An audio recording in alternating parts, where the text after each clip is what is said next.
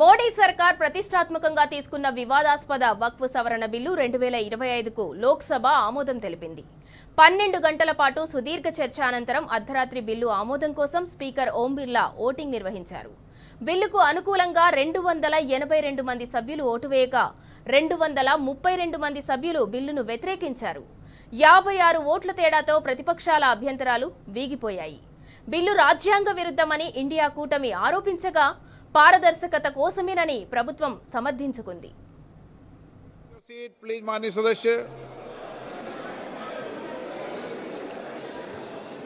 माननीय सदस्यगण, शुद्धि के अद्यधीन मत विभाजन का परिणाम इस प्रकार है। पक्ष में 288, विपक्ष में 232। प्रस्ताव स्वीकृत हुआ और विधेयक यथा संशोधित पारित हुआ। అధికార విపక్ష సభ్యుల వాద ప్రతివాదనలతో సభ ప్రతిధ్వనించింది. బుధవారం మధ్యాహ్నం నుంచి గురువారం తెల్లవారుజాము 2 గంటల 15 నిమిషాలు దాటే వరకు వక్ఫ్ బిల్లుపై చర్చ జరిగింది. బిల్లును అంగీకరించబోమంటూ హైదరాబాద్ ఎంపీ అసదుద్దీన్ ఓవైసీ సభలోనే బిల్లు అధికార ఎన్డీఏ కూటమి ఎంపీలు బిల్లును సమర్థించారు. విపక్షాలవి ఓటు బ్యాంకు రాజకీయాలని ధ్వజమెత్తారు. దేశవ్యాప్తంగా ఉన్న వక్ఫ్ ఆస్తుల నిర్వహణను సమర్థంగా పారదర్శకంగా కొనసాగించడానికి యత్నిస్తున్నామని తెలిపారు.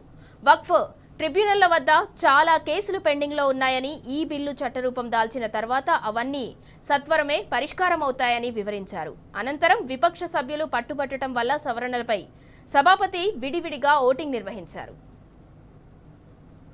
एंटी मुस्लिम कैसे हो गया?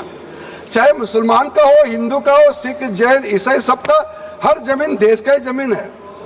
उसमें कानूनी तौर पर अगर कोई जमीन का अधिकरण करता है, डिक्लेरेशन करता है, रजिस्ट्रेशन करता है, सबको वेलकम करना चाहिए। इसको आप इस्लाम धर्म के खिलाफ, मुसलमानों के खिलाफ कदम उठाया जा रहा है। कई लोगों ने बार बार इस बात को दोहराया है। मैं मानता हूं कि हम लोग जब इतना विस्तार से चर्चा कर रहे हैं, अब बताइए एंटी मुस्लिम कैसे हो गया?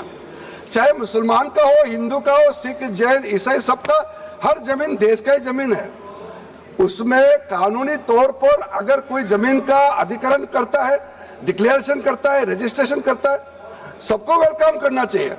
इसको आप इस्लाम धर्म के खिलाफ, मुसलमानों के खिलाफ कदम उठाया जा रहा है।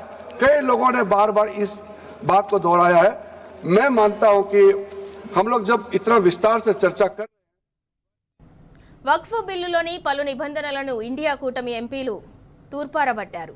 కేంద్ర ప్రభుత్వ ఉద్దేశాలను ప్రశ్నించారు. లోక్సభలో కాంగ్రెస్ పక్ష ఉపనేత గౌరవ్ గొగోయ్ వక్ఫ్ బిల్లును రాజ్యాంగ ప్రాథమిక స్వరూపంపై దాడిగా అభివర్ణించారు.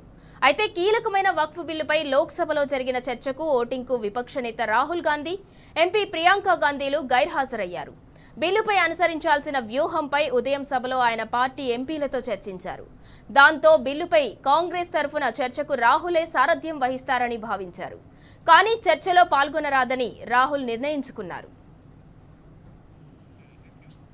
ఇక లోక్సభలో ఆమోదం పొందిన వక్ఫ్ సవరణ బిల్లు ఇవాళ రాజ్యసభ ముందుకు రానుంది. పెద్దల సభలో చర్చకు 8 గంటల సమయం కేటాయించారు. అనంతరం బిల్లుపై ఓటింగ్ జరగనుంది.